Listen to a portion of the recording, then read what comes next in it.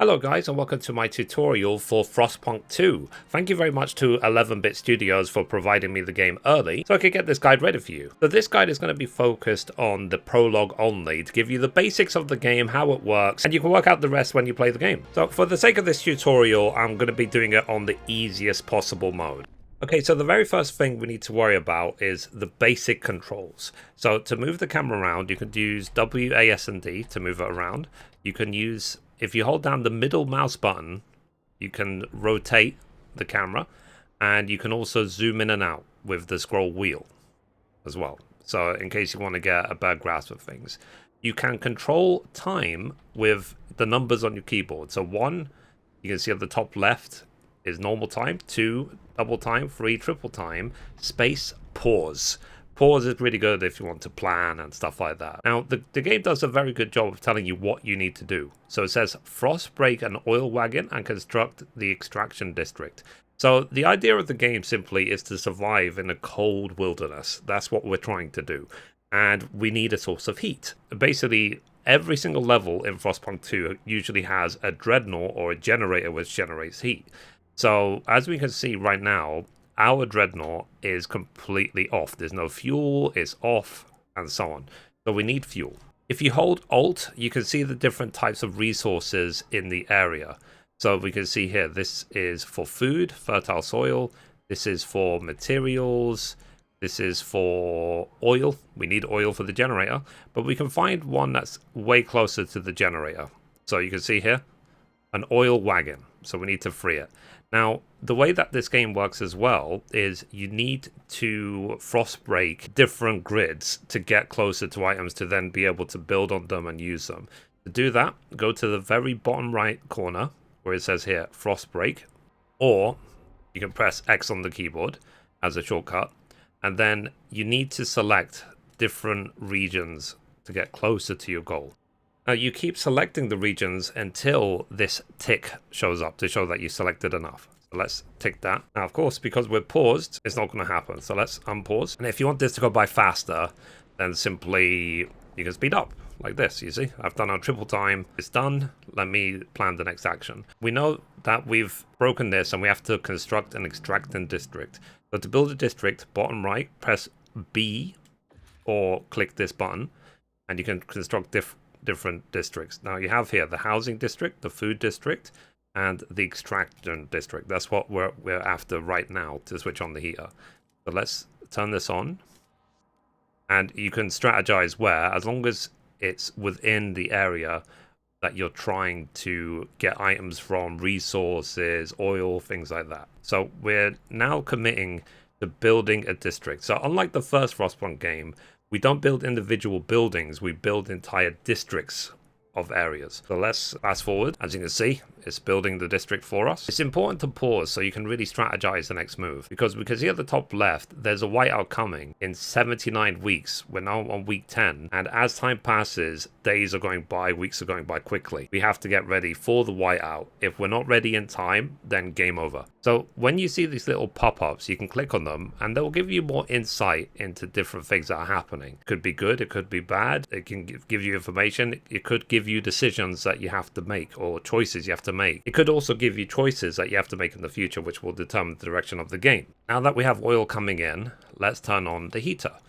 So let's turn it on, generator on, because we know that we have oil coming in and it can power the heating. Now we have to provide basic infrastructure. We turned on the heating, we turned on the furnace, now we have to give people a place to live. One thing that you find is that when you build a housing district, obviously for shelter in a cold environment, your citizens rely on heat. As you can see, when you select a housing district, it highlights on the map which areas are already warm-ish or warmer with this blue. Building a housing district next to the generator is a good idea. We can see here that there isn't enough space for us to build, so we would have to build on cold blocks. Now, the problem is, as we can see, building on this area, there isn't enough grids in the blue.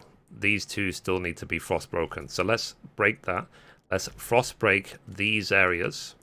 so that we have more space to build in a warm environment. It's really important to take advantage of as many bonuses as you can possibly get. Every decision you make in the game is important for your survival overall. Okay, so we've frostbroken the land. Now let us build housing district. So we're going to take advantage of the fact that this area is already warm.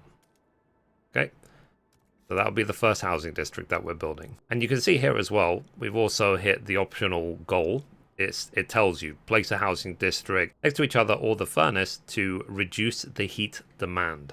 That's very important, because you might be tempted when you see all these resources and all this food to go after them straight away and try and build things quickly. It's like, oh look, I can get more oil and blah blah blah.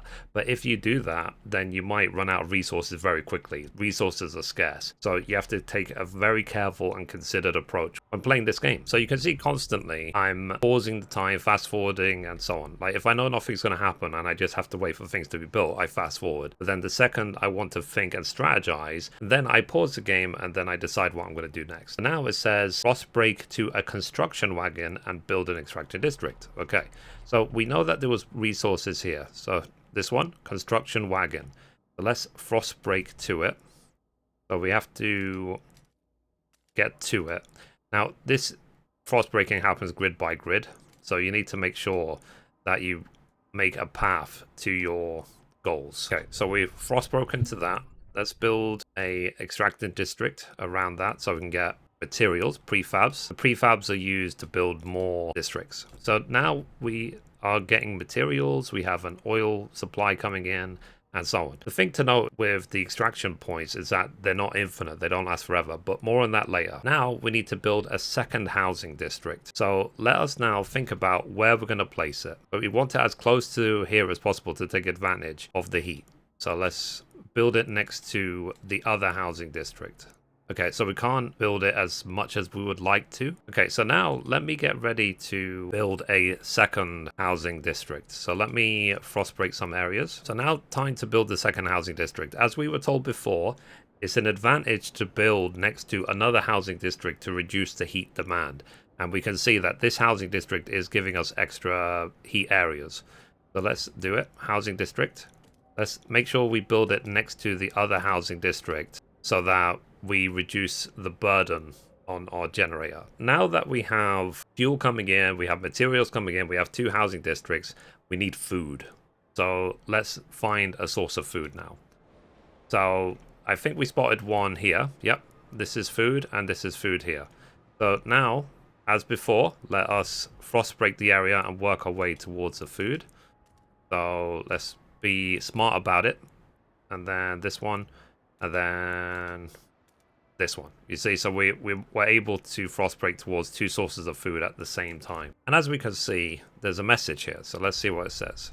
Now, every now and then, it will give you a choice to make. And your citizens' satisfaction and trust levels will go up or down based on the decisions you make. Now, in this case, the citizens are asking for more materials. We can promise that we're going to gather more, or we can ignore it. But if you ignore it, you might not have good favor with the people of your town. So I will promise that I will get more materials in time. And it will give you additional goals. So we have to find more resources and fulfill this goal. And there's even a timer. It says time left 34 weeks. So we have to do it in the next 34 weeks. If we don't, the citizens will see it's a broken promise and they will hate you, basically. So you need to pay attention. It's important not to make a promise that you don't fulfill in this game. Now we need to build food districts. Now we have time. So let's build food districts on this land that's been recently frostbroken. The food district, let's do it here. And we have to keep note of our materials as well. You can see how many materials we have up here. The prefabs, the 390. And we can also see how many scraps we have. Now what we're trying to do at the moment is satisfy the citizens. So as you can see, we have enough housing for now. We don't have enough food coming in. Food is scarce, so we're dealing with this. And we also don't have enough materials coming in. So that's the reason for the pop-up from before. So we need more materials, we need more food. This indicator at the top right gives you a constant reminder of what you should be focused on. So you should focus on here, mostly. You should manage your resources, and you should see what is actually required and not just build the Arkan's tent. It's not your typical city builder like, for example, Anno 1800 or a game like that. You have to survive. And the game is purposely designed that you will barely have time to decide on things if you want to complete the level. Let's build another food district, because we're trying to sort out the food. Food is obviously a big problem. So we're building 2 food districts, so hopefully this will sort things out for us very quickly. Now we have to prepare for the whiteout. The whiteout is a big storm, and if we don't have enough food and resources to survive it, everyone will die, game over. What this pop-up is saying is that we've secured our immediate need, but now we need to get ready for the big storm that's coming. And we know from here that the big storm is arriving in 52 weeks. Now, with our current rate of creation of food, we can see that it will take us 154 weeks in order for us to survive. What that means is game over simply if we can't get the food in fast enough before the whiteout comes. So stockpile enough food to survive, and also make sure you get enough materials.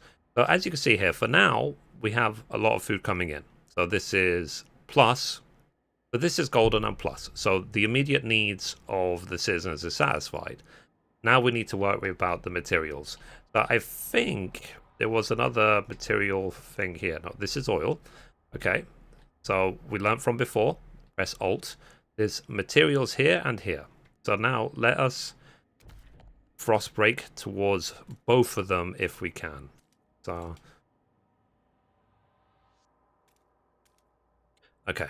So I don't think we'll be able to do both in one go, but we can get close. So once this is frostbroken, we need to build another extraction district. So let's fast forward a little bit. Okay, instantly pause so we can decide what we're going to do next. Now, we know here that we need materials, so let's build an extraction district on this material here. Okay, so we're frost breaking to the next material, and we're building extraction district on this material. Okay, so we've broken the land to this area, so let's build yet another extraction district on this material. Okay. Okay, so now we've fulfilled the promise. We have enough materials coming in, and the people are happy. We met the promise that we made to the people earlier. So now let's focus on the food and gathering enough materials before the whiteout. Okay, so still, we can see a big problem here.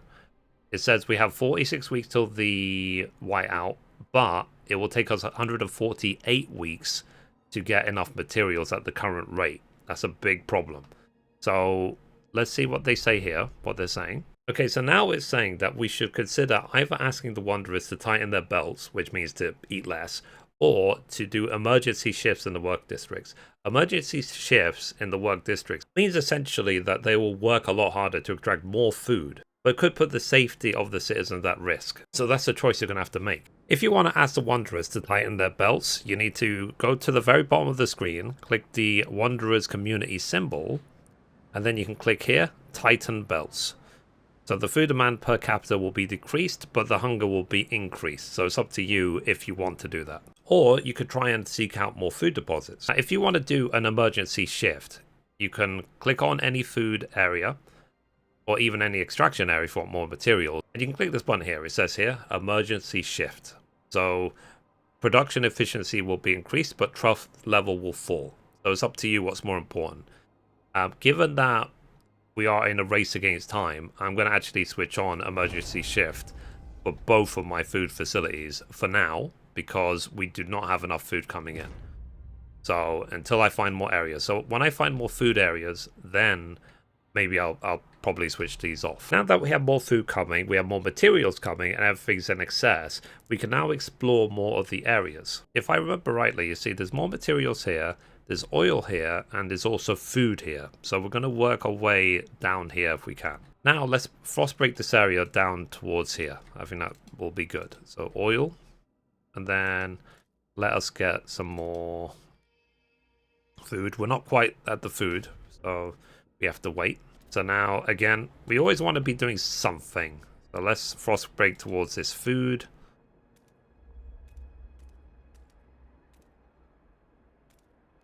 Okay, so we have this food area coming, and we have this oil deposit here coming. Now, something else to note is that the extraction points are not infinite. As you can see, this resource is nearly depleted. So it will eventually tell you that it's run out of extracting an area. Okay, let's fast forward a little teeny bit. Okay. So now that we know that this area is food, this area is oil, let's build some more districts. So let's do food district right here. And then let's do a extraction district on the oil.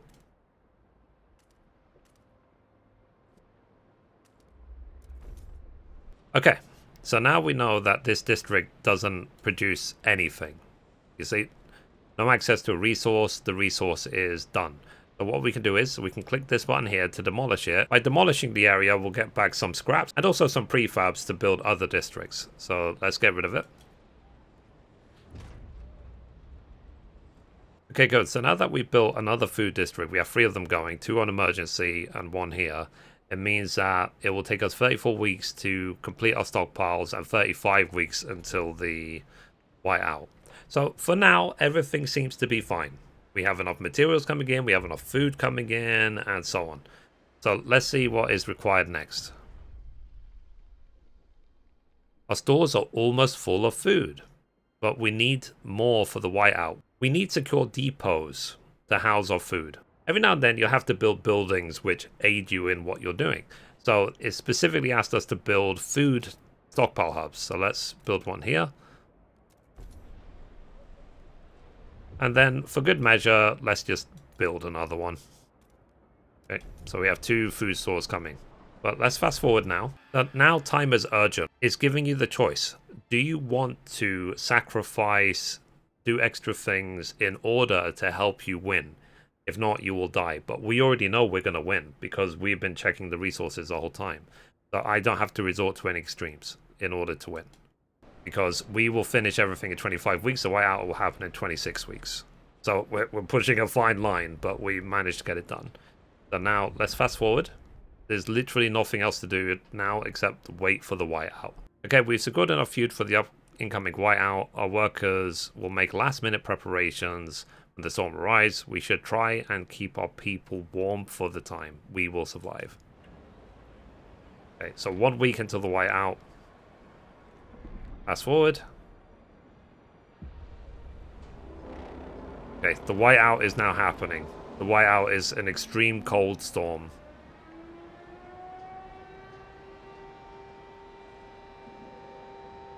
Yeah, you see here, minus 90C. But we got enough materials, we managed our resources properly, and we managed to get through.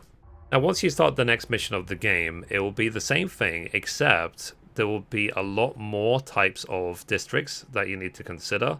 There will be more material types, you'll have to do research, you'll have to pass laws in order to keep different political parties happy.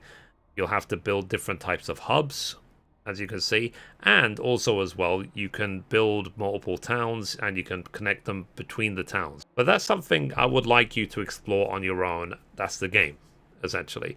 This is a basic tutorial guide for Frostpunk 2. Thank you again to 11-Bit Studios for giving me early access to this game. I've had so much fun playing this so far, and I'm going to keep playing it, simple as that. If this tutorial was useful for you, feel free to give it a like. I would appreciate a subscribe, and I will see you next time. Bye-bye.